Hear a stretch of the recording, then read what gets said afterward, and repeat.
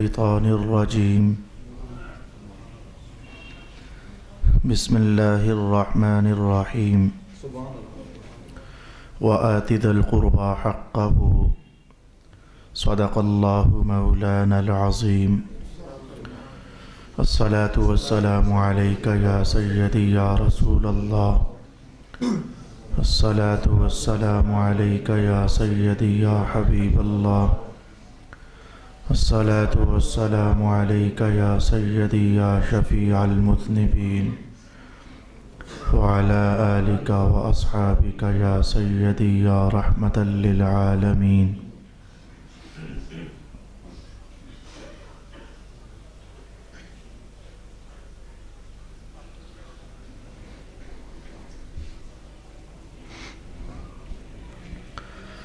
اللہ رب العالمین نے ارشاد فرمایا، جن لوگوں کا تمہارے ساتھ کوئی تعلق رشتہ ہے ان کے حقوق ادا کیا کرو۔ اس سلسلے میں فی الحال جو عنوان ہم سیکھ رہے تھے، ایک بیگم پر کیا چیز لازم ہے اپنے خاوند کے حقوق کے متعلق، دو نشستیں ہم سماعت کر چکے۔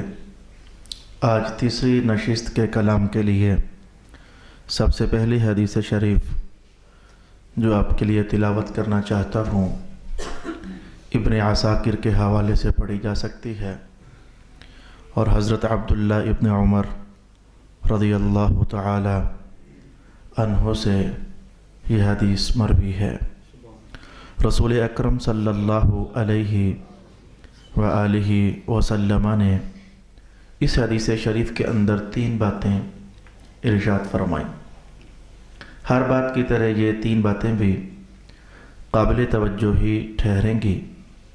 پہلی بات ارشاد فرمائی کہ شوہر کا حق عورت پر یہ ہے، حق الزوج علی الزوجہ، شوہر کا حق عورت پر یہ ہے کہ اپنے آپ کو اپنے خاوند سے کبھی بھی نہ روکے۔ اس سے مراد ازدواجی تعلقات کی طرف مخفی اشارہ رسول اللہ علیہ السلام نے فرمایا۔ اس پر چونکہ پہلے بھی میں 2-4 جملے عرض کر چکا ہوں، حق نمبر 2 کی طرف بڑھنا چاہیں گے۔ 2-4 جملوں سے مراد میں نے یہ عرض کیا تھا کہ بیگم کے اوپر جو حقوق لازم ہیں، تو ان حقوق کو بیان کرتے ہوئے کہیں نہ کہیں کبھی زیادہ، کبھی کم، کبھی صراحت، کبھی اشارت کے ساتھ رسول پاک علیہ السلام نے اس حق کو تو بہت زیادہ ہی بیان فرمایا ہے کہ بیگم اپنے آپ کو اپنے خاوند سے کبھی بھی نہ روکے۔ دوسرا حق یہ ارشاد فرمایا کہ رمضان المبارک کے روزے رکھنے فرض ہیں، رمضان کے علاوہ پورا سال روزے رکھنا نفل ہے۔ مثلا جو روزے ہم مسلمان لوگ بطور نفل رکھتے ہیں ان کو ذرا ایک نظر شمار میں لے آتے ہیں۔ رمضان المبارک ختم ہوا تو شوال میں 6 روزے رکھے جاتے ہیں بطور نفل۔ جتنے بھی نفلی روزے حدیث پاک میں عن قریب میں آپ کے سامنے بولنے لگا ہوں، ان تمام سے غرض یہ تھی کہ اگر وہ نفلی روزے رکھ لیے جائیں تو بندہ اللہ تعالیٰ کے ہاں جب قیامت کو اٹھے گا تو لکھا ہوا ہوگا کہ اس نے زندگی بھر روزے رکھے ہیں۔ ان تمام نفلی روزوں کی غرض و غایت یہ ہوتی ہے۔ اچھا، تو جو روزے ہم مسلمان لوگ بطور نفل رکھتے ہیں، شوال میں 6 روزے رکھے جاتے ہیں، رمضان کے فوراً بعد لگے ہاتھوں مختصر مغالطہ ختم کروں، لازم نہیں ہوتا کہ جو ہی رمضان ختم ہوا تو فوراً ہی متصل جڑے ہوئے 6 روزے رکھنے ہی چاہیے، یہ لازم نہیں ہوتا۔ وقفہ ڈال کر بھی رکھے جا سکتے ہیں، 10 دنوں کے وقفے کے بعد بھی وہ 6 روزے رکھے جا سکتے ہیں۔ ایک آج رکھا، ایک 3 دن کے بعد، ایک 4 دن کے بعد، ایک 5 دن کے بعد، ایسے بھی رکھے جا سکتے ہیں۔ اپنے اوپر جس چیز کو شریعت نے لازم قرار نہیں دیا اس طرح کی قیود اپنے اوپر یا اوروں کے اوپر لازم کر دینا ٹھیک نہیں ہوتا۔ تو 6 روزے شوال کے اندر 6 روزے کمپلیٹ ہو جانے چاہیے۔ ارشاد یہ تھا کہ مذہب میں 1 نیکی 10 کے برابر ہوتی ہے، تو جب تم نے 1 مہینے بھر کے روزے رکھ لیے، 1 مہینے کو 10 کے ساتھ ضرب دے تو 10 مہینے کور ہو گئے۔ اس کے بعد 6 روزے ہیں تو 3 روزوں کو 10 سے ضرب دو تو ایک اور مہینہ کمپلیٹ ہو گیا، پھر اگلے 3 کو 6 سے 10 سے ضرب دے دو تو ایک اور مہینہ کمپلیٹ ہو گیا۔ تو رکھے اتنے کو ہیں، لیکن اللہ کے ہاں یوں لکھ دیا گیا کہ یہ ہمیشہ روزے رکھتا رہا ہے۔ اور ہم روزے کون سے رکھتے ہیں؟ ذو الحج کا مہینہ جب آ جائے تو اس میں بھی 9 ذو الحج سمیت جو پہلے دن ہیں، عید والا دن نہیں، عید والے دن سے پہلے جو 9 دن گزرے، اس میں رسول پاک علیہ السلام روزہ رکھنے کو بہت پسند کیا کرتے تھے۔ صرف پسند ہی نہیں، اتنی بڑی جزا ارشاد کیا کرتے تھے کہ سننے کے بعد دل کر پڑتا ہے کہ اس سال اللہ نے چاہا تو ہم بھی رکھیں گے۔ فرمایا کرتے تھے کہ اگر کسی نے 1 ذو الحج، 2 ذو الحج، 3 ذو الحج کوئی ایک روزہ بھی کہیں رکھ لیا تو اللہ رب العالمین اس کے ایک گزشتہ سال اور ایک آئندہ سال کے گناہوں کو معاف فرما دیتا ہے۔ اس سے گناہوں کی رخصت نہیں دی جا رہی کہ آپ سمجھو چلو ٹھیک ہے پھر وہ رکھ لیں گے پھر تو مزے ہیں، جی ایسا نہیں ہے۔ مراد چھوٹے گناہ ہوتے ہیں، کبیرہ گناہوں کا پروسیس مذہب نے اپنا ہی بیان کیا۔ 10 محرم الحرام کو روزہ رکھ لیا جاتا ہے۔ رسول پاک علیہ السلام خود ہر سوموار کو روزہ رکھا کرتے تھے، جمعرات کو روزہ رکھا کرتے تھے۔ سوموار کے روزے کے متعلق خود ارشاد فرمایا کرتے تھے، اس دن میں دنیا میں جو آیا ہوں اس لیے، یعنی اپنی ولادت باسعادت کے شکرانے میں حضور رحمت عالم روزہ رکھ لیا کرتے تھے۔ ایسے ہی ایام بیت کے روزے، ہر مہینے میں جو 3 روزے، الغرض یہ نفلی روزے ہیں۔ تو ہم عورت کے حقوق عورت کے اوپر جو لازم ہیں انہیں دیکھ رہے تھے، تو فرمایا کہ جو فرض روزے ہیں تو اللہ کا حق زیادہ، اس میں تو عورت روزے رکھے، اللہ رب العالمین کا حکم ہے۔ نفلی روزوں میں بیگم جب تک اپنے خاوند سے پوچھ نہ لے تو نفلی روزہ نہ رکھے۔ اب آپ کو شاید جب تک میں اگلا جملہ نہ بولوں تو اس حکم کی حکمت آپ تک پہنچ نہیں پائے گی۔ روزہ رکھنا تو عبادت ہے، نفلی سے ہی، تو کیا حرج ہے رکھ لے تو؟ فرمایا نہیں، نفلی روزہ بھی نہ رکھے۔ اس میں محدثین کرام نے ارشاد فرمایا تاکہ اگر اس کے خاوند کو دن کے کسی لحظے میں اس کی طلب ہو جائے تو یہ اپنے آپ کو روزہ کی وجہ سے انکاری نہ کر بیٹھے، تو بس یہ اپنے آپ کو تیار رکھے۔ اس حق کی خاطر مذہب شریف نے ارشاد کیا، رسول پاک علیہ السلام نے ارشاد فرمایا کہ نفلی روزہ اپنے خاوند سے پوچھے بغیر نہ رکھے۔ دوسرا حکم پورا ہوا، اور اس دوسرے حکم کے لیے اگلے تتمہ جات کے لیے جملے سماعت کر لیجئے۔ فرمایا اگر اس نے بغیر اجازت کے رکھ لیا نفلی روزہ، اگر اس نے بغیر اجازت کے رکھ لیا تو گناہ گار ہوگی۔ عجیب ہو گیا، عجیب ہو گیا۔ آپ کو لگا کہ روزہ رکھنا اور گناہ؟ جی نہیں، روزہ رکھنے پر گناہ نہیں ہوا، اصل میں گناہ ہوتا ہے رسول اللہ کی نافرمانی پر، ثواب ہوتا ہے حضور کی اطاعت پر۔ جب حضور نے فرمایا جو تھا کہ پوچھے بغیر نہیں رکھنا، اب آپ کو سمجھ آئی ہوگی کہ یہ جملے کو سمجھنا بھی تو ہوتا ہے۔ جب رسول اللہ نے فرمایا جو تھا کہ بغیر پوچھے نہیں رکھنا، تو کیوں رکھا؟ روزہ رکھنے پر گناہ نہیں ہوا، نافرمانی کرنے پر گناہ ہوا۔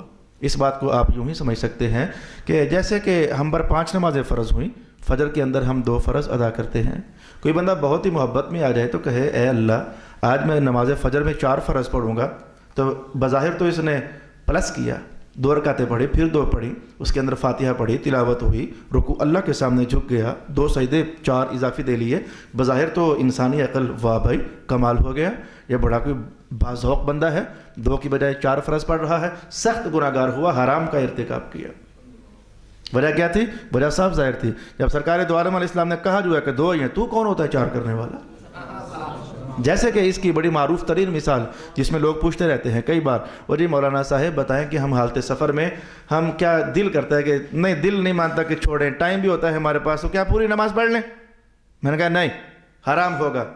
جب رب کائنات کہہ رہا ہے کہ ہمارے کہنے پر چلنے کا نام جب عبادت ہے، تو جب ہم نے کہا 2 ہے تو 4 کیوں پڑھ رہا ہے؟ تو یہ ہے نافرمانی۔ تو لہٰذا اگر عورت نے نفلی روزہ اپنے خاوند کی اجازت کے بغیر رکھ لیا تو سخت گناہ گار ہوئی، اور خاوند کی اجازت کے بغیر اس کا کوئی عمل مقبول نہیں۔ اس جملے کو بھی توجہ کے ساتھ ہم نے سمجھنا ہے۔ نماز تو قابل قبول ہے جو فرض ہے، حج قابل، زکوٰۃ جو عورت پر فرض ہے وہ قابل قبول ہے، روزے جو فرض تھے خاوند کہے یا نہ کہے، اجازت دے یا نہ دے، اب خاوند اتنا بھی نہیں کہ روزوں سے ہی سے روکتا رہے، نمازوں ہی سے روکتا رہے، یہ اتنی بات بھی نہیں ہے۔ تو جو چیزیں فرض ہیں وہ تو خاوند سے اجازت لینے کی ضرورت ہی نہیں ہے۔ جو نفلی چیز ہے، مثلا خاوند کے مال میں سے صدقے کے طور پر خرچ کرنا، خاوند کے مال میں سے صدقے کے طور پر خرچ کرنا، اگر عورت ایسا کرے کہ بغیر اجازت کے، تو سارا ثواب خاوند کے نام ہو جائے گا اور عورت سخت گناہ گار ہوگی۔ صدقہ کرنے کی وجہ سے گناہگار نہیں ہوئی، گناہگاری کی وجہ پیچھے اور ہے۔ رسول اللہ علیہ السلام نے فرمایا تھا، گزشتہ یہ حدیث میں آپ کو بیان کر چکا ہوں، کہ وہ عورت شہیدوں کے مقام سے صرف ایک درجہ نیچے رہ جائے گی جس میں 5 خوبیاں ہوں گی، اور ان 5 خوبیوں میں سے ایک خوبی اس کی یہ تھی کہ خاوند کا مال ضائع نہ کرے، بغیر اس سے پوچھے آگے پیچھے آئیں بائیں دائیں نہ کرے۔ اگر اس نے اپنی عصمت کی حفاظت کی اور خاوند کے مال کی حفاظت کی تو ایسی عورت اور شہید ان کے درمیان بس ایک ہی درجے کا فرق باقی رہ جائے گا۔ تو مال خاوند کا خرچ کرنے سے رسول اللہ علیہ السلام نے منع فرمایا تھا، اس نے کیوں خرچ کیا؟ لہذا اس لیے یہ عورت گناہگار ہوگی۔ اور سب سے اہم ترین بات جو اس دور میں اور اس زمانے میں تو میں کہوں گا کہ اپنے دل پر لکھ کر لے جاؤ اور اپنی بیٹیوں کو یہ پاکیزگی عطا کرو۔ اپنی جو آج آپ کی بیٹیاں ہیں کل کسی کی بیگم بنے گی، تو گھر سے انہیں سکھا کر بھیجاؤ اگلے گھر میں، تو سکھا کر انہیں بھیجواؤ کہ کیا کرنا ہے۔ سنیے رسول اللہ کا فرمان، چلو جن باپوں کے ہاں بیٹیاں ہیں، شادیاں ہونے والی ہیں، وہ تو گھر سے سکھا کر بھجوائیں، اور اگر ایسا نہیں ہو سکا تو وہ بیگم اپنی خاوند کی ہاں چلی گئی، اب وہ ساری ذمہ داری خاوند کی ہو چکی ہے۔ یہ ذمہ داریاں سمجھا کریں۔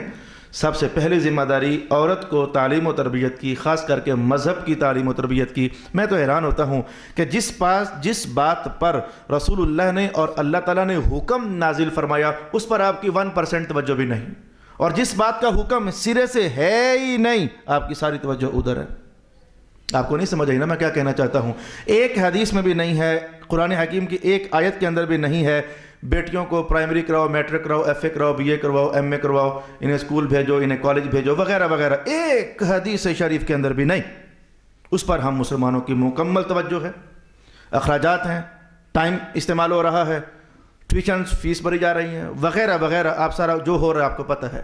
تو جس بات پر سرکار دو عالم نے فرمایا کہ جس بندے نے بیٹیوں کو وہ تعلیم دے دی جو میں محمد دے کر جا رہا ہوں، اگر اس نے تعلیم دے کر بیٹیوں کو اگلے گھر میں روانہ کر دیا تو کل قیامت والے دن اللہ رب العالمین ان بیٹیوں کو اچھی تعلیم دینے کی وجہ سے اس باپ کو بخش دے گا۔ ادھر ہماری 1% بھی توجہ نہیں۔ ہرگز میں نے یہ جملے کہہ کر نہیں کہا کہ مت پڑھاؤ بیٹیوں کو، میں نے ہرگز نہیں کہا، پڑھاؤ، کروا لو میٹرک، کوئی حرج والی بات نہیں ہے، لیکن آپ کی توجہ میں یہ بات سوالیہ انداز میں کہنا چاہتا ہوں، کیا وجہ ہوئی میرے مسلمان بھائی، کیا وجہ ہوئی کہ جس کا حکم نہیں تھا اس پر ہم نے 12 سال لگا دیے، اور جس کا حکم تھا اس پر ہم نے 1 سال بھی نہ لگوایا؟ آپ سب باپوں کو پتہ ہے کہ آپ نے کتنا پڑھایا اپنے بیٹیوں کو، کتنا قرآن پڑھایا۔ ناظرہ پڑھا دینا کوئی حق ادا نہیں ہوا تعلیم کا۔ بیٹیوں کو پتہ ہی نہیں ہے کہ حرام کیا ہے حلال کیا ہے۔ سنت شریف آپ نے نہیں پڑھائی اپنی بیٹیوں کو، آپ نے بہت بڑی خیانت کی ہے، اور اے سب باپو، اور کون کہے گا آپ کو، محراب بولے گا آپ کے لیے، آپ مجرم ہو۔ جس نے اپنی بیٹی کو قرآن و سنت نہیں بتایا، 12 سال 14 سال اس نے کالج تک اور ایم اے اور اس سے ایم فل تک نہ جانے کہاں تک چلا گیا، وہ آپ کی آخرت کے حوالے سے وہ سال برباد ہیں۔ دنیا میں چلو ٹھیک ہے، اس کو اٹھنے بیٹھنے کا طریقہ آ جائے گا، وہ بھی دیکھو دیکھی، وگرنہ صحیح معنوں میں اٹھنے بیٹھنے کا طریقہ آپ کا ایم اے نہیں بتاتا، مصطفیٰ کریم کی سنت بتاتی ہے۔ آپ کو تو کھانا کھانے کا ڈھنگ نہیں ہے، ہماری بیٹیوں کو آپ کو، ہم سب، پورا معاشرہ، ہمارا پورا معاشرہ سنت کے مطابق کھانا کیسے کھانا ہے نہیں ڈھنگ۔ تبھی تو ایم اے کرنے کے بعد نوجوان لڑکے کیا کرتے ہیں، کھڑے ہو کر پی رہے ہوتے کہ نہیں پی رہے ہوتے؟ اگر تمہاری تعلیم کے اندر یہ ضابطے ہوتے تو ایسا نہ کرتے، یا اگر ضابطہ ہے تو پھر اثر نہیں ہے، تمہاری اس تعلیم میں اثر نہیں ہے، فیض نہیں ہے، کیونکہ فیض سارا قرآن اور سنت کے ساتھ جوڑا ہوا ہے۔ اگر تمہاری لڑکیوں نے، تمہاری بیٹیوں نے، تمہارے ایم اے نے اگر انہیں کچھ تربیت دی ہوئی ہوتی تو گھر سے برقع پہن کر باہر جا کر منہ ننگا نہ کر لیتی۔ اگر تمہارے کلچر نے انہیں کچھ بتایا ہوتا، یہ تو مصطفیٰ جان رحمت کی تعلیم انہیں بتائے گی، یہ تو حضور رحمت عالم کی سنت کا فیض ہے جو انہیں ظاہر باطن سے ستھرا فرما دے گا۔ تو میں کہنا یہ چاہ رہا تھا کہ سب سے پہلے ذمہ داری باپ کی ہوتی ہے، اور ماں کی بھی باقاعدہ ساتھ۔ رسول اللہ علیہ السلام نے صرف باپ کو مخاطب نہ کیا، آئیں ہم حدیث کے الفاظ تلاوت کرتے ہیں۔ قال رسول اللہ صلی اللہ علیہ وسلم كل مولود يولد على الفطرة وأبواه يهودانه وينصرانه ويمجسانه۔ ہر بچہ اللہ تو اسے صحیح پیدا فرماتا ہے، یہ اس کے والدین پیرنٹس ہوتے ہیں، دونوں کو حضور نے مخاطب کیا۔ جو اسے گندا کر دیتے ہیں، یہودی بنا دیتے ہیں، عیسائی بنا دیتے ہیں، آتش پرست بنا دیتے ہیں، تو گندا ہی بنا دیتے ہیں، تو والدین گندا بناتے ہیں۔ اکیلا باپ بھی کچھ نہیں کر سکتا جب تک اس باپ کی جو بیگم ہے وہ ساتھ ہیلپ نہیں کرتی. اکیلی ماں بھی کچھ نہیں کر سکتی جب تک باپ جو ہے وہ ساتھ تعاون نہیں کرتا. کسی ایک فریق کے ڈھیلا ہو جانے سے نسلیں برباد ہو جاتی ہیں. تو سب سے پہلے ذمہ داری باپ کی ہوتی ہے اور ماں کی ہوتی ہے. اگر اللہ تعالیٰ بھائی کو بھی حیا نصیب کر دے اور غیرت مندی نصیب کر دے تو یہ بھی اس اچھے کام میں شریک ہو سکتا ہے اور پارٹنر بن سکتا ہے. اللہ اکبر. اس آزاد ماحول کا کیا کریں؟ اس آزاد ماحول کا کیا کریں جس پر میں تبصرہ کروں گا تو وقت ضائع ہوگا اور آپ کے دل خراب ہوں گے. واپس آئیے. تو میں نے کہا اگر باپ نے یہ ذمہ داری نہیں نبھائی تو خاوند کے ذمہ ہے کہ وہ اپنی بیگم کو تعلیم و تربیت دے, اچھا برا بتا دے. اس پر کیا دلیل ٹھہرے گی؟ رسول اللہ علیہ السلام کی ازواج مطہرات کوئی بھی اپنے گھر سے پڑھ کر نہیں آئی تھی. آپ یہاں سے یہ دلیل حاصل نہیں کر پاؤ گے کہ پھر ٹھیک ہے نا, اگر ہم نے اپنی بچیوں کو نہیں پڑھایا تو کیا ہوا, حضور کی بیگمات بھی تو گھر سے نہیں پڑھ کر آئی تھی نا. جی نہیں بھائی, وہ جن گھروں سے آئی تھیں کفر کا زمانہ چل رہا تھا, ان گھروں میں اسلام تھا ہی نہیں, تو وہاں سے نہ پڑھ کر آنا یہ وقت کی مجبوری تھی. تو ہم دلیل اس حدیث سے یہ لینا چاہیں گے کہ رسول اللہ علیہ السلام نے ہر زوجہ محترمہ کو خود پڑھایا, اور ان سب میں زیادہ حضرت ام المؤمنین سیدہ عائشہ رضی اللہ تعالی عنہا جوان سال تھیں, تازہ دم تھیں, اور حضور نے جس زوجہ کو بھی اپنے حرم میں داخل کیا بڑی مخصوص اور گہری وجوہات تھی. مفسرین نے کہا اور محدثین نے اور سیرت نگاروں نے کہ سیدہ عائشہ کو اس لیے حضور نے اپنے حرم میں داخل کیا کہ تمام ازواج میں کنواری یہی تو ہیں, تازہ دم یہی تو ہیں, تازہ خون یہی تو ہیں, تازہ ذہن انہی کا تو ہے, تو ان کے ذریعے میں اپنے مذہب کا بہت سارا ابلاغ کر سکتا ہوں. تو تمام ازواج میں سب سے زیادہ احادیث جس ام المؤمنین نے نقل فرمائیں ان کا اس میں گرامی حضرت سیدہ عائشہ ہی بنتا ہے رضی اللہ تعالی عنہ. میں کہوں گا ذرا اس سے آگے بڑھ جائیے. کیا رسول اللہ علیہ السلام نے خاتون جنت کا کچھ نہ پڑھایا؟ اتنا پڑھایا, اتنا پڑھایا, اتنا پڑھایا کہ آج بھی اہل دل کے ہاں ہم جیسے چھوٹے محراب نشینوں کو کیا خبر, ہم تو غریب ہیں علم میں. میں اپنی بات کرتا ہوں, اہل دل کے ہاں اور اہل نظر کے ہاں اور اہل مشاہدہ کے ہاں آج بھی یہ جملہ چلتا ہے کہ وہ بڑا خود کی خوش قسمت ہے جس کو اللہ نے علوم فاطمیہ عطا فرما دی ہے. یہ کہتے ہیں چیپٹر بن گیا علوم فاطمیہ ہے. اب کیا یہ بھائی جن کا حصہ ہے انہیں کو پتہ ہے. میں سچ کہتا ہوں, ہم غریبوں کو نہیں معلوم ہے. جو شریعت بنتی تھی وہ تو مصطفیٰ کریم علیہ السلام نے خود بیان کر دی. جو روحانیت کے فیض کا سرچشمہ اللہ رب العالمین نے سیدہ خاتون جنت کو بنا دیا تھا, اور ان سے قلب ناز سے جو حکمت اور دانائی کے اظہارات زبان سے ہوئے تھے ان کا نام علوم فاطمیہ ہے. وہ جن کا حصہ ہے یقیناً انہی کا حصہ ہے. تو ہم جانیں کہ بیٹیوں کو پڑھا کر بھیجنا چاہیے. رسول پاک علیہ السلام نے اپنی بیٹیوں کو پڑھایا اور سکھایا. تو میں نے کہا کہ اس ایک جملے کی خاطر میں گھوم رہا تھا کہ کہیں آپ کو سمجھ آ رہے میرے دوستو. کوئی تو مجھے امید ہے اللہ کی رحمت سے کہ یہ جملہ بالکل ہی ضائع نہیں ہو جائے گا. کوئی باپ ایسا ضرور ہوگا صحیح جسے نہیں پتا تھا تو بس وہ اب کے بعد وہ توجہ کرے گا. کوئی خاوند ایسا نکلے گا ضرور. قیامت تک حضور کے وفادار کہیں نہ کہیں بیٹھے ضرور ہوتے ہیں, وہ صرف انتظار کرتے ہیں حضور ہمیں پتہ نہیں تھا, پتہ چل جائے تو انشاءاللہ ہم پوری کیئر کریں گے. سننا بیان. تو حضور حقوق بیان فرما رہے تھے کہ عورت اپنے آپ کو خاوند سے نہ روکے. فرمایا کہ بغیر اس کی اجازت کے نفلی روزہ نہ رکھے. اگلی بات ارشاد فرمائی کہ بغیر خاوند کی اجازت سے کبھی بھی گھر سے نہ نکلے. اور صرف اتنی بات ہی نہیں, میں جملہ کمپلیٹ کرنے لگا ہوں. اگر کوئی عورت بغیر خاوند کی اجازت کے گھر سے نکل گئی تو جب تک وہ توبہ نہ کر لے اللہ اور اس کے فرشتے اس پر مسلسل لعنت برساتے ہیں.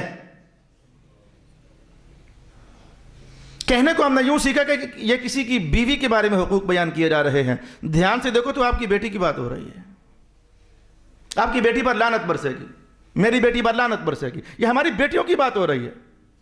ہماری تو بیٹیاں ہی ہوئی نا, وہ کسی اور کی بیگم لگی تو کیا ہوا, کسی اور کی بیوی بن گئی تو کیا ہوا. ہماری تو بیٹیاں ہی ہوئی نا. یا میں جملہ بدلنے لگا ہوں, ہماری تو بہنیں ہی ہوئی نا کسی نہ کسی کی. تو قرآن حدیث پاک کہہ رہی ہے کہ لعنت برسے گی اس عورت پر جو دکھنے میں بیوی ہے لیکن کسی کی بہن ہے. تو کیا کوئی بھائی چاہے گا کہ مسلسل لعنت برسے اس پر, اس کی بہن پر؟ کیا کوئی باپ چاہے گا کہ اس کی بیٹی پر مسلسل لعنت برسے؟ تو فرمایا کہ جب تک وہ توبہ نہیں کر لیتی, جو بغیر پوچھے باہر گئی ہے, تو اس پر مسلسل لعنت ہے اللہ رب العالمین کی جب تک توبہ نہ کر لے. ایک صحابی نے کہا حضور اگر خاوند ظالم ہو تو, مطلب یہ تھا کہ اجازت نہیں دیتا. اگر خاوند ظالم ہو تو رسول اللہ علیہ السلام نے ہاں اگر ظالم ہو تو پھر بھی اس کا معاملہ اس کے ساتھ, تجھے جو حکم ہے تم نے وہ نبھانا ہے. اور یہ چیز مذہب کے اندر بے شمار جگہوں پر ہے. بھائی دیکھو, ماں کے قدموں تلے جنت ہے۔ حضور نے یہ نہیں فرمایا کہ جو نیک ماں ہے اس کے قدموں تلے جنت ہے اور جو بری ماں ہے اس کے قدموں تلے جنت نہیں ہے، یہ بات ارشاد نہیں فرمائی۔ میں جو ماں ہے اس کے قدموں تلے جنت ہے، تو اے اللہ تعالیٰ اگر وہ ماں بے نماز ہے تو میں اس کی بے نمازی اس کے ساتھ ہے، اور تیری جنت ادھر ہی ہے نا۔ بات کو سمجھنا چاہیے، تیری جنت ادھر ہی ہے نا۔ گندی ہے، باپ گندا ہے، برا ہے، ان کا میں خود حساب کر لوں گا، میں ہوں نا اللہ، ہم نے حساب تو سب کا لینا ہے، لیکن تمہاری جنت ادھر ہی ہے۔ جیسے یہ بات ہے تو ایسے ہی میں کہنا چاہتا ہوں کہ عرض کیا گیا حضور خامن ظالم ہو تو فرمایا بھلے ظالم ہے، اس کا ظلم کا حساب ہو جائے گا، لیکن تجھے باہر کیا ہے اس سے پوچھ کر ہی جانا چاہیے۔ او کما قال رسول اللہ صلی اللہ علیہ وآلہ وسلم۔ وہ تمام خواتین اس بات سے نصیحت حاصل کریں جو میرے سرکار کی بات ہے، میرے ہی سرکار نہیں، وہ آپ کے بھی تو سرکار ہیں میری بہنوں۔ حضور صرف میرے حضور تو نہیں، وہ آپ کے بھی تو حضور ہے نا، آپ کا بھی تو نبی ہے نا۔ حضور آپ کو بتا رہے ہیں، ہم تو خامد لوگ ہیں، ہماری جو تعلیمات جب آئیں گی ہم خود سمجھیں گے انہیں، میں آپ کو بیان کروں گا، لیکن اس وقت قوم کی بیٹیاں مخاطب ہے رسول اللہ کے سامنے۔ حضور نے فرمایا کہ بھائی لعنت برسے گی اگر خاوند سے بغیر پوچھے چلی گئی تو۔ خواتین کے نام پیغام پورا کرنے کے بعد میں اب خاوندوں کو اسی حدیث کے اس جملے سے رک کر کے ایک سبق ہے جو بتانا چاہتا ہوں۔ تو میں بغیر پوچھے نہ جائے، اس کا مطلب یہ ہوا کہ اگر پوچھ کر جانا چاہے تو چلی جائے۔ وہ خاوند کیا جواب دے گا اللہ کو جس نے اپنی بیوی کو کھڈے کی مرغی بنا کر رکھا زندگی بھر، اور کھڈا بھی ایسا جس کا دروازہ اس نے ویلڈنگ کروا دیا ہوا ہے، کبھی کھلتا ہی نہیں ہے، اور پھر بڑے فخر سے کہا کہ میں وہ ہوں جس کی بیوی آج تک باہر نہیں نکلی۔ میں کہوں گا یہ تو آپ نے بڑا غلط کام کیا۔ باہر نکلنے سے منع نہیں کیا شریعت نے، شریعت کی حدود میں رہ کر باہر نکل سکتی ہے۔ مثلا حد نمبر 1 یہ تھی خاوند سے پوچھ کر جائے، حد نمبر 1 یہ تھی خاوند سے پوچھ کر جائے۔ یہ جو پردے کا حکم نازل ہوا تو کیا یہ بیگم اپنے خاوند کے ساتھ گھر میں ہو تو پردہ کرے، کیا یہ بات ہے؟ جی نہیں، آپ کو جاننا چاہیے پردے کا حکم باہر داری کے لیے ہے، گھر داری کے لیے تو خاوند ہے اور وہ ہے، یہ باہر داری کے لیے پردے کا حکم نازل ہوا۔ اس کا مطلب جب خاتون باہر جا سکتی ہے۔ میں مردوں کے حقوق جب بیان کروں گا تو عرض کروں گا یہ ڈربے کی مرغی بنا کر رکھنا خاتون کو مذہب نے ہرگز اس بات کی اجازت نہیں دی۔ رسول پاک علیہ السلام نے البتہ میں نے کہا حدود ہیں، کہاں تک عورت جا سکتی ہے کہاں تک نہیں۔ حدیث کے الفاظ رسول پاک علیہ السلام نے فرمایا کہ 3 دن کا سفر، 3 دن میں جتنا سفر طے ہو سکتا ہے، اور تحقیق کرنے کے بعد سامنے آیا کہ 98 کچھ کلومیٹرز چلیں، مثلا 98.5 کلومیٹر، تو 3 دن کا جو سفر بنتا ہے عورت اتنا سفر اکیلے نہیں کر سکتی، اس سے کم کر سکتی ہے۔ لہٰذا اگر ہماری بہنیں اور بیٹیاں یہ بات سمجھ لیں کہ باپردہ ہو کر بازار میں کچھ اپنی چیزیں خریدی جا سکتی ہیں، تو میرا خیال ہے کہ خاوندوں کو بھی اس میں بہت ساری چیزیں ایسی ہیں میرے دوستو، آپ کیسے لاؤ گے؟ آپ نہیں لا سکتے ہو۔ یہ مذہب کی ان باتوں میں کچھ سمجھو، بڑی جان ہے، بہت ساری چیزیں ایسی ہیں۔ آپ دکان پر جا کر شرمندہ ہو جاؤ گے، کیسے مانگو گے، کیا کرو گے؟ بس اس لیے وہ باپردہ ہو کر وہ اپنی مخفی چیزیں خود خرید لیں۔ تو لیکن وہاں جا کر بیٹیوں سے بھی کہوں گا، بہنوں سے بھی کہوں گا، ہنگامہ مت بچائیں۔ یہ چہرے کو ننگا کر کے جانا ہنگامہ ہے۔ کتنی نظریں خراب ہوتی ہیں تمہاری ایک غلطی کی وجہ سے، کتنے دل خراب ہوتے ہیں تمہاری ایک غلطی کی وجہ سے۔ رسول پاک علیہ السلام کا فرمان عالی شان کہ خاتون جب بے پردہ ہو کر گھر سے نکلتی ہے تو شیطان اسے دیکھتا ہے، یعنی جو دیکھ رہا ہوتا ہے اس کا مقام بیان کیا، وہ شیطان ہے۔ تو کیا ہم پسند کریں گے کہ شیطان ہمیں گھورتا رہے مسلسل؟ میرا خیال ہے کوئی بیٹی کوئی بہن اس بات کو پسند تو نہیں کرے گی۔ تو پھر احتیاط کر لو۔ چہرہ تو چہرہ، اب تو شرمناکی یہاں تک آگے کے بازو بھی ننگے ہونا شروع ہو گئے۔ چہرہ تو چہرہ، اب سر بھی ننگا ہونا شروع ہو گیا۔ نعوذ باللہ العزیز، باپ مجرم ہے، صاف صاف کہوں میں، باپ مجرم ہے۔ کیوں اتنی اجازت دی تھی بیٹی کو کہ وہ اس ماحول کو ایڈاپٹ کرتی؟ اس کے بعد بھائی مجرم ہے، انہیں غیرت نہ آئی۔ اس کے بعد اگر شادی ہو گئی تو خامن مجرم ہے میرے دوست۔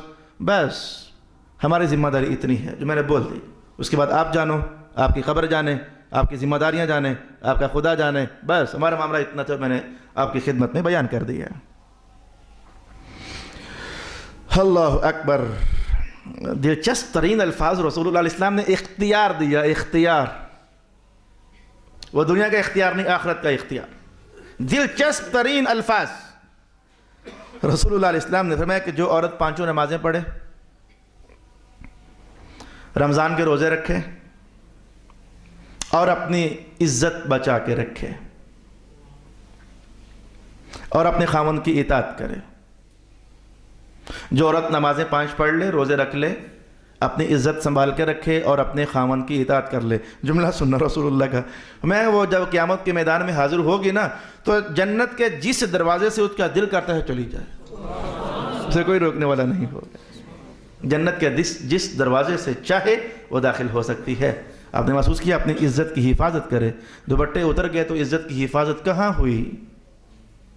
خود گھر سے یہ اہتمام کر کے جب عورت نکلے کہ میں نکلوں گی تو چلے گی نا پتہ میں کیسی ہوں، یہ بڑے گھٹیا جملے ہیں جو میں بول رہا ہوں، نہیں بولنے چاہیے، لیکن کیسے کہوں پھر میں جب اس اہتمام کے ساتھ نکلے کہ رسول اللہ کا وہ جملہ کیا ہے جتنا حضور نے فرمایا اتنا تو مجھے حق ہے نہ بولنے کا۔ قال رسول اللہ صلی اللہ علیہ وسلم رب کاسیات عاریات لن یجدن رائحة الجنہ، کتنی عورتیں ہیں جنہوں نے کپڑے پہنے ہیں لیکن پھر بھی وہ برہنہ ہے اور ننگی ہیں۔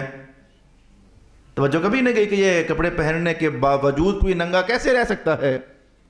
میں کہ بہت ساری عورتیں ہیں، ربا یا ربا تکسیر کے لیے علماء جانتے ہیں، ویسے تقلیل اس کی وضعی معنی ہوتا ہے لیکن یہاں تکسیر کے لیے بہت ساری عورتیں ایسی ہیں جنہوں نے کپڑے پہنے ہیں لیکن پھر بھی ننگی ہیں۔ حضور نتیجہ فرمایا نتیجہ یہ ہے کہ جنت تو جنت، وہ جنت کی خوشبو بھی نہیں پائیں گی۔ او کما قال رسول اللہ صلی اللہ علیہ وسلم۔ اب وہ حدیث آپ کو سمجھ آ جائے گی۔ مجھے جب دوزخ دکھائی گئی تو میں نے زیادہ وہاں عورتیں دیکھی، یہ حدیث کے الفاظ ہیں، جب مجھے دوزخ دکھائی گئی تو میں نے وہاں زیادہ عورتیں دیکھی۔ میری بہنوں، ایک مذہب کا خطیب اتنا ہی کہہ سکتا جتنا کہہ دیا، اس کے بعد ڈانٹ ڈپٹ، زوراوری، کچھ سختی، یہ آپ کے پیرنٹس کی ذمہ داری ہے، یہ خطیب کی ذمہ داری نہیں ہوتی ہے۔ تو فرمایا کہ وہ عورت جس نے اپنی جملہ کر رہا تھا کہ اپنی عزت کی حفاظت کی، تو اپنی عزت خود خراب کرتی ہو کیا؟ یہ دیکھو خاتون جنت کا گھر ہے اور فرشتے بھی بغیر پوچھے اندر داخل نہیں ہوتے ہیں۔ یہ دیکھو سرکار دو عالم نے کتنا تقدس مآب بنا دیا تھا اپنے خاندان کو۔ وہ ایک دن جبریل آئے تھے، کئی بار آئے لیکن آج آئے تھے حسن اور حسین کے کپڑے لے کر کے، تو دروازے سے کھڑکا کر کے تو عرض کیا کہ میں آل محمد کا درزی ہوں، یا جنت سے کپڑے آئے ہیں وصول کر لیجئے۔ بس وہیں سے نکل گئے۔ کچھ ایسا بناؤ اپنی بیٹیوں کو، جو تمہاری بیٹی ہے کل کو وہ ماں بنے گی۔ میری بات یاد رکھنا کہ ماں جب تک تقدس مآب نہ ہو ایک پاکیزہ نسل جنم نہیں لے سکتی۔ مجھے 10 بار بھی کبھی اس بات کو دہرانا پڑا تو اپنے مختلف مقاصد کی خاطر دہرا دوں گا۔ تیز کہتا ہوں یہ ماں کی پاکیزگی کو، باپ کی طہارت کو، ایک ستھری نسل کو منتقل کرنے میں کتنی دخل اندازی حاصل ہوتی ہے۔ یہ الفاظ سن لیجئے، آپ کو فوراً سمجھ آ جائے گی، کیونکہ میں نے پہلے ہی آپ کو بتایا ہوا ہے۔ وہ نوجوان نے سیب ہی کھا لیا تھا نا جو نہر میں روڑتا ہوا آ رہا تھا، ڈر لگ گیا یہ تو میرا تھا، انہیں کیوں کھا لیا؟ تلاش کرتے ہوئے باغ تک پہنچا، پھر مالی تک پہنچا، کہا معاف کر۔ مالی نے کہا کوئی معافی نہیں ہے۔ وہ سمجھ گیا کہ جو ایک سیب کھا کر ڈر رہا ہے تو بندہ کوئی اندر سے نور سے بھرا ہوا ہے۔ اس نے کہا کوئی معافی نہیں ہے۔ کہا مہربانی کر میری قبر کا مسئلہ معاف کر دے۔ کہا معافی شافی نہیں ہے، ایک شرط ہے، ایک بات ہے، مان لو تو معاف کر دوں گا۔ پوچھا کیا؟ کہا میری لنگڑی بیٹی ہے، شادی کر لے اس کے ساتھ، نابینا بیٹی ہے، شادی کر لے اس کے ساتھ۔ اسے اپنی آخرت کا فکر کھائے جا رہا تھا۔ کہا کر لوں گا، پھر معاف کر دے گا؟ کہا معاف کر دوں گا۔ شادی ہو گئی۔ حجرہ عروسی میں نوجوان داخل ہوا، پلٹ کر بھاگا۔ کہا بابا جو میری بیگم تھی وہ تو کہا تھا لنگڑی ہے اور نابینا ہے، لیکن یہ تو ایسی نہیں ہے، یہ تو بہت اچھی ہے۔ کہا نابینا اس لیے کبھی بیگانہ چہرہ ہی نہیں دیکھا، لنگڑی اس لیے کہ بغیر مقصد کے کبھی باہر گئی نہیں ہے، لنگڑی ہے۔ تو شادی ہوئی، وقت گزرا، بیٹا پیدا ہوا، اس کا نام ہے شیخ عبد القادر جیلانی رضی اللہ تعالی عنہ۔ کیا آپ ہمیشہ یہی چاہو گے کہ ہمارے گھر میں نالائق پتری پیدا ہو؟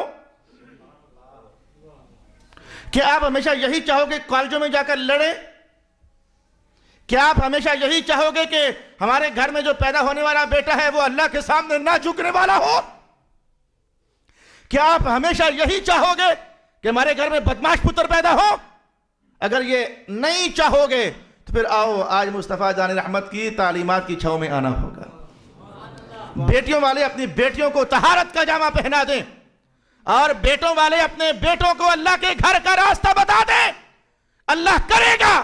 آج غوث اعظم تو نہیں لیکن ان کے سچے غلام تو پیدا ہو سکیں گے نا، کچھ ستھرے بیٹے اللہ نصیب کر دے گا۔ گراف بڑھتا چلا جا رہا ہے بے حیائیوں کا، بدماشیوں کا، اور پیچھے دیکھو تو ان کے پیرنٹس، پھر ان کے پیرنٹس، اور ان کے پیرنٹس، اور ان کے پیرنٹس، پیرنٹس کے جرم کی بنیاد پر یہ برائیوں کا گراف بڑھتا چلا جا رہا ہے۔ اللہ اکبر۔ فرمایا کہ 5 نمازیں ہیں، رمضان کے روزے ہیں، اور پھر خاوند کی اطاعت ہے، اور اپنی عصمت کی حفاظت ہے۔ جس دروازے سے چاہتی ہے، میں محمد کہتا ہوں، جائے دروازے جنت میں داخل ہو جائے، او کما قال رسول اللہ صلی اللہ علیہ وسلم۔ وآخر دعوانا الحمد للہ رب العالمین۔